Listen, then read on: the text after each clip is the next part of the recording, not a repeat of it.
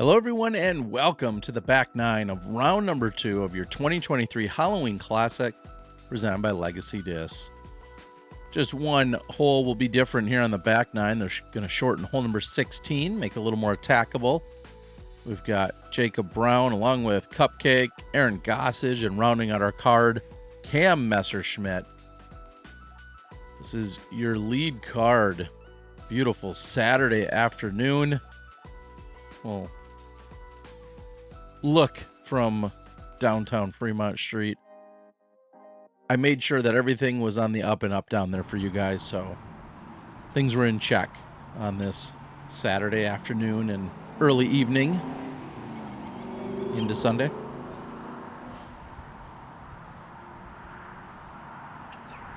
Out in the open, should be a relatively easy approach from there.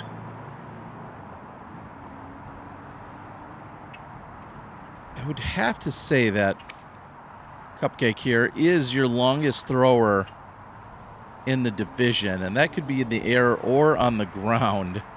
And a huge roller and just turned up a little too quickly. I know that problem. And that's going to be a long look, though. Still an eagle bid. And this looks like maybe the nose was up or just didn't commit enough to turning it over right out of his hand. So that's going to be an OB for Messerschmidt. Still plenty of distance, though, to be able to get up and down and save par potentially.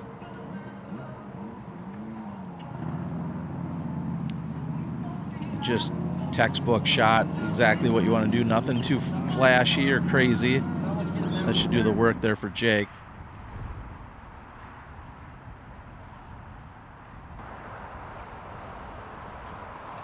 And Messerschmidt trying to still secure the par. Shouldn't be a problem with that great approach.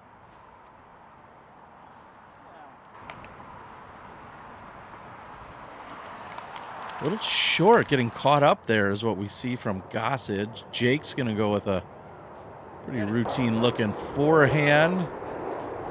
Tap-in birdie should be the result. And this is going to be a long eagle look. Doesn't give it enough power. You can't come up short on the eagle bid, especially with this really favorable green. Put the nose down. Gossage, a little commentary saying you got the nose down, so something he was certainly thinking about.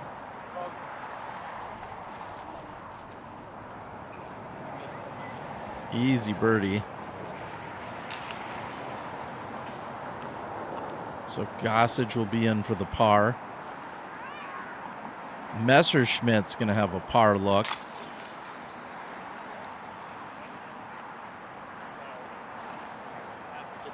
And Brown with birdie will move to 16 under. So just 2 off the pace of our leader. He came in 1 behind him. Big thanks to our friends at Legacy, your presenting sponsor of this year's tournament.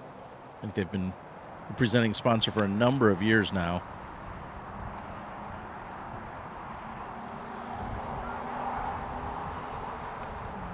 At 425, that's clearly a distance our elite level players, such as all these guys, can throw at. That's not the problem.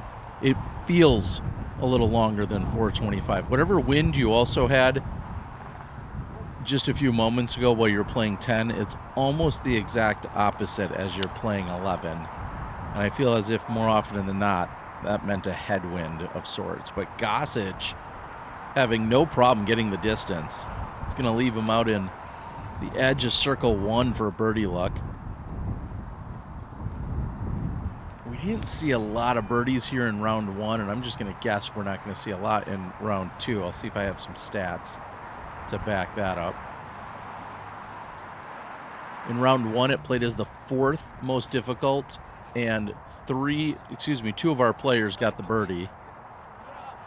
As that Jake was one of the players that got it, but on our card, we saw Frank Martinez and Messerschmidt both get it. So 5 birdies in round number 1. Round number 2. Very few have been had. And Messerschmidt off the top. Gossage looking to become just the 3rd birdie of the day.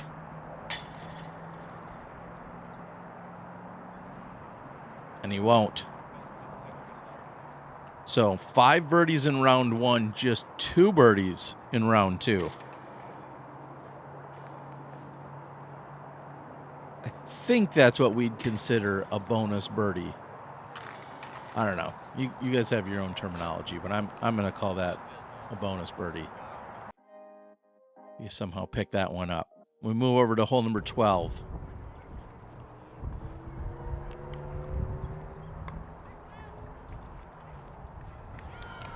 Can't imagine 12's got that many more birdies. 25 feet longer. And, in my opinion, a more difficult shot. But that will at least be a look from inside the circle.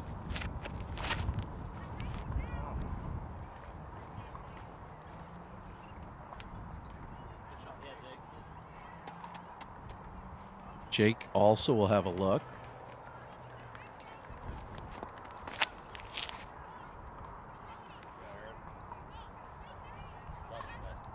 Gossage had this one just dialed in round 1. Round 2, he's deep. Round 1, I think he was less than 6 feet.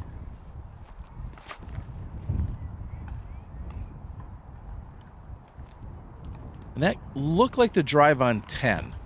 Just as if it was nose up or not committed on the turnover line. Falls off to the left side. A long jumper. And Messerschmidt not able to reel a long one in.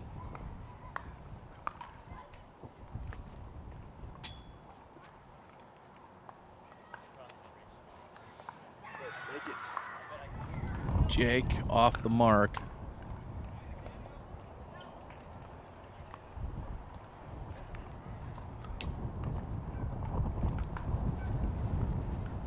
Seems to be a lull here with the putts.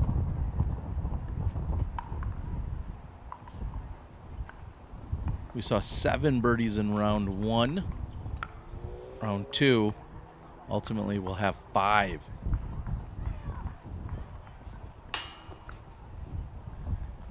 Eesh, wrong way. Bogey for Brown.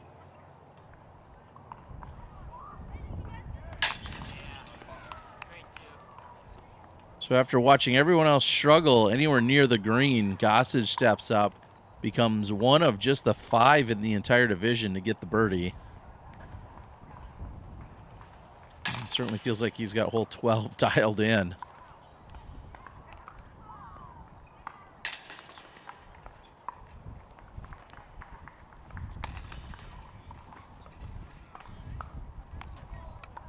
It'll be a long walk back over to hole number 13 as I thank my friends over at Zing Mini.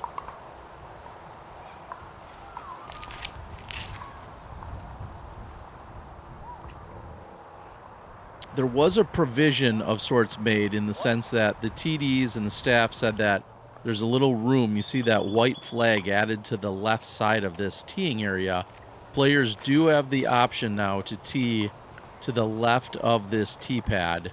This tee pad, very slick. I think it's one of the most commonly used tees, and some of the players had noted as much, so they gave them the option to go to the left. With some players taking advantage of it.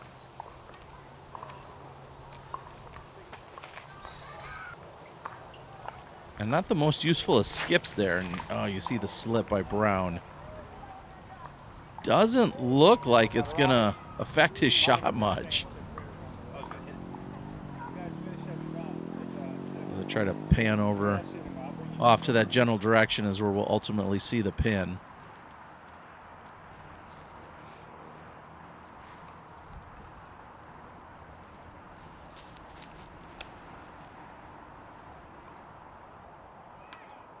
How do you hit that, dude? Disc is parked, bro. A frustration After a pretty good tee shot and thinking he had the line for the second shot, Gossage not quite all the way to the pin, and then just like we saw by him on the previous round, not a good skip for Messerschmidt. We saw that in round one, almost identical.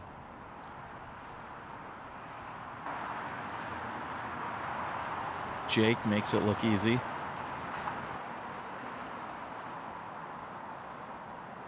Hole 13 averaged 3.86, just about in the middle of the field in terms of difficulty.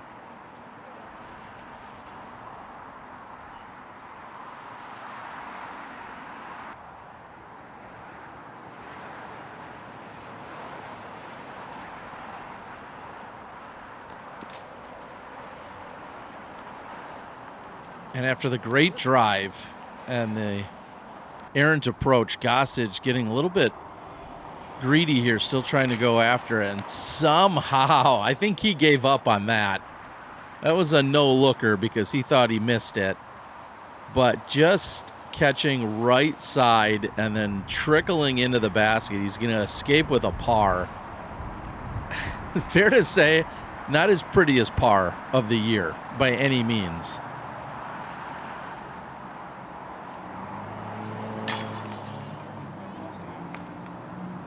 Not so shocking news.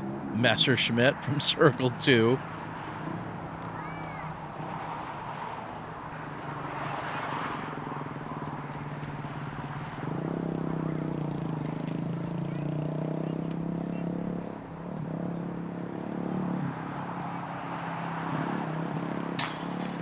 Brown going through the routine, wanting to secure the birdie after the bogey on the previous hole.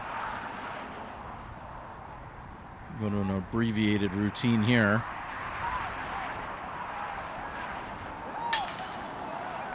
And Cupcakes in for the birdie.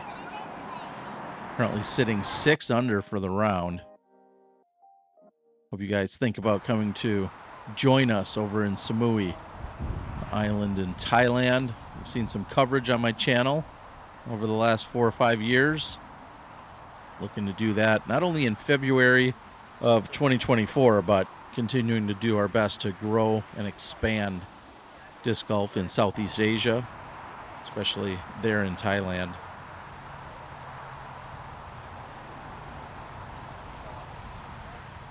Easy forehand. 14 on the easier side of things. Averaged 2.81, 325 feet. 14 and 15 are a couple of back-to-back ones that you're probably thinking birdie when you're pulling into the park. There's a pair that you should get.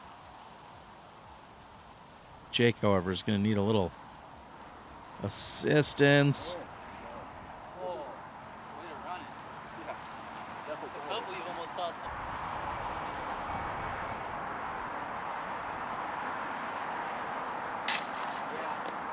Right on the pole the whole way. Never a doubt for Gossage.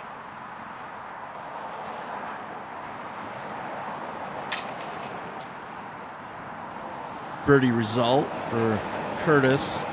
7 under through 14. Remember, he opened up the tournament with a 13 under.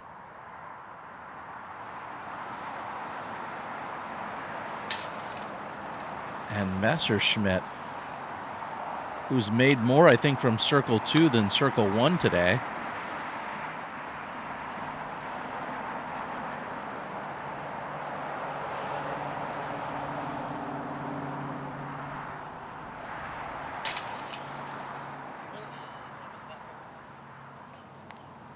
Messerschmidt closed out really strong in round 1.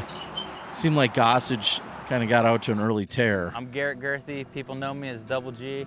I've been making Double G craft jerky since I was 16 years old. When I have Double G's craft jerky and I pull it out of my bag during a round, the first thing anyone asks is that Double G's craft jerky? And I always bring the big bag because I know I'm gonna have to share it. I'm a big fan of beef jerky, and I have to say that Double G beef jerky is absolutely my favorite I've ever found. I'm always looking forward to digging my hand in my next bag of Double G craft jerky. You can find Double G Craft Jerky at doublegjerky.com. Yeah, if you're not getting on board with the Double G Jerky, I'm not sure what you're doing. I love that it also supports the Double G Foundation, trying to get more kids into disc golf, helping out in any capacity that they can. We see the slightly light and right side, but shouldn't be too big of a problem. The only thing you really can't do, well, obviously this is kind of treated as like an island, but you just, it's easy to slide deep of the island. I think that's the easiest mistake, so to speak, but that won't be a problem for Gossage. There's 265 feet. And that's less than 5 feet for Brown.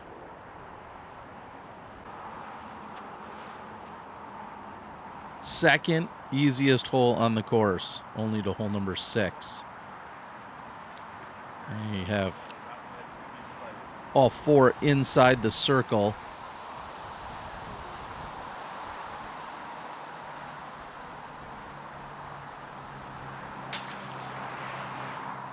So that'll be my question. This one we saw during round 1 has a drop zone. If you miss the island, no matter where, you go back to the drop zone. It's almost a guaranteed 4. However, on hole number 7 or 8, whatever one that was on the front, it's a hazard. If you miss the island, you putt from there with an OB penalty stroke, with the chance to, of course, depending where you go, maybe a greater chance to save par. My question is, do you like the OB where you then go right to a drop zone and have a long chance from the same drop zone spot to save the par? Or do you like the idea of landing in a hazard and you play it from where it is with the penalty and par or whatever could be in the mix? That's the question. Put that in the comments for me. I almost spit it out. Put it in the comments. Like, share, subscribe. Do all the YouTube things. But that's what I need to know. And a late tree is going to push Cupcake out of bounds. Hole 16 is 125 feet shorter for round number 2 only. Rounds 1 and 3, it's at 420 feet. Here in round number 2, it's at 295. And seems to be just about dialed up for one Aaron Gossage.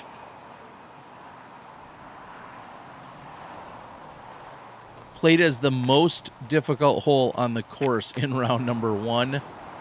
With moving it this much shorter, we see it playing as the 6th easiest hole. I like that.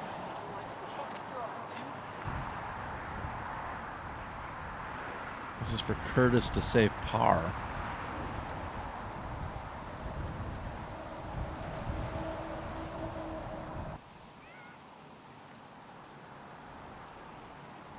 He's looking at a bogey. Did we have another jumper? Oh, just barely short for Messerschmidt. Thought he had another connection from circle 2.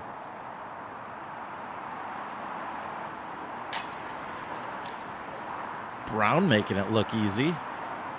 He'll pick up the birdie, move to 18 under.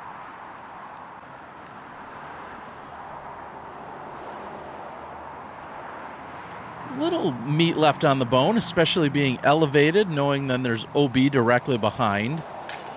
Just a little more to think about than you really want for your par. And now short range closest to the pin, Gossage. So move him to 19 under with 2 left to play.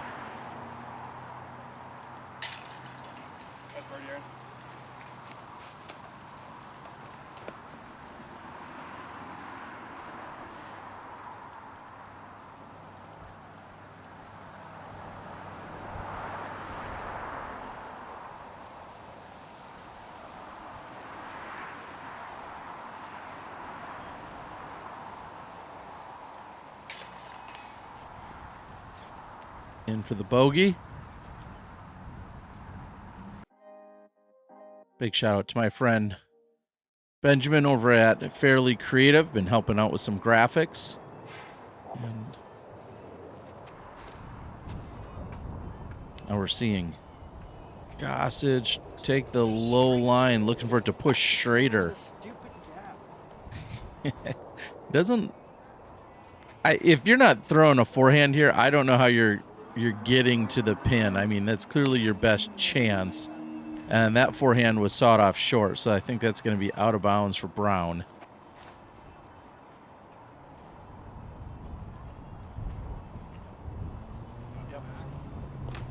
Yay! Great shot from Messerschmidt.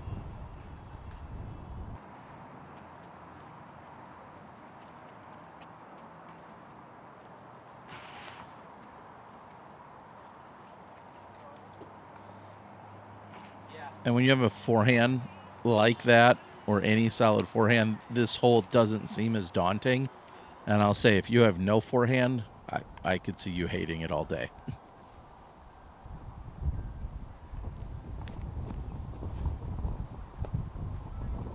Gossage trying to give it a bid. He didn't close out particularly well in round 1. And Jake not able to save the par. He had the chance.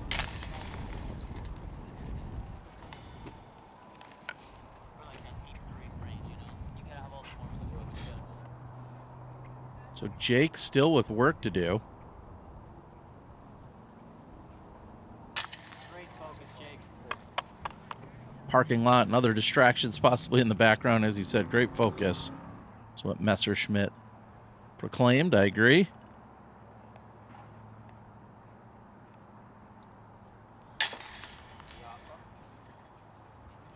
Tack another birdie on the scorecard. Jacob's going to move to 8 under for the round.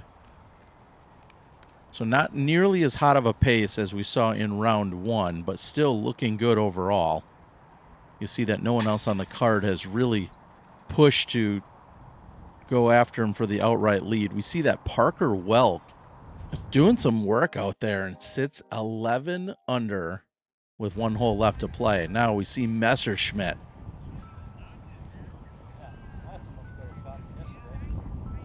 Claiming it's a better shot than yesterday, where he went out of bounds. I agree with that. That's going to give him a look for birdie. And Messerschmidt, who shot a 10 under, trying to close out, that would bring him to 18 under. And a unique play here. Going up the left side, low gap. The hole's 352. He's gone at least 40 or so past. With the low forehand screamer.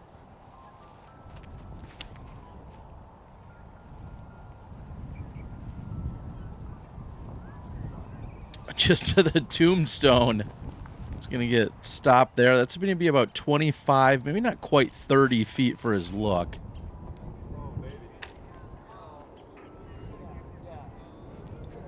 That's a good tree. All things considered, we hear him say it's a good tree that could have hit and then carried forward anywhere from 40 to 100 more feet. And if so, it would have been in the OB area. So instead, it checks up short.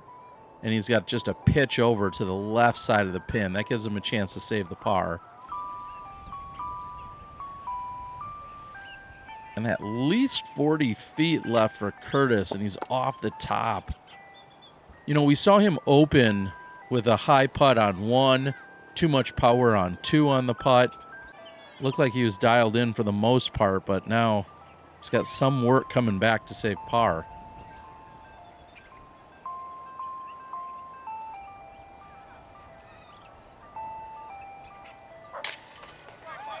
Speaking of doing work, Cam closing out with the birdie. And I know I gave you guys a task earlier.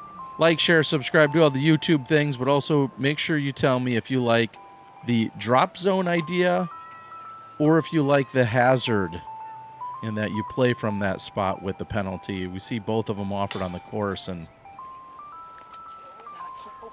not enough for Gossage. So just like round 1, he's going to close out not too strong in the final couple of holes.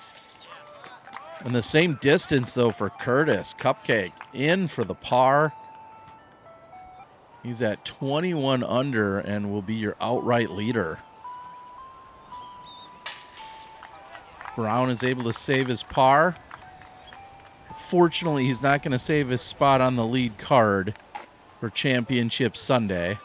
because this man, Aaron Gossage, will now be joined by the likes of Parker Welk, along with Jacob Courtis and Cam Messerschmidt, as they're going to battle it out on our lead card coverage. Big thanks to Manny and Sam and Steve and the whole club, everyone else that had any part of making this coverage and this weekend possible, including our presenting sponsors, Legacy Disc. We'll see you for Championship Sunday in round 3.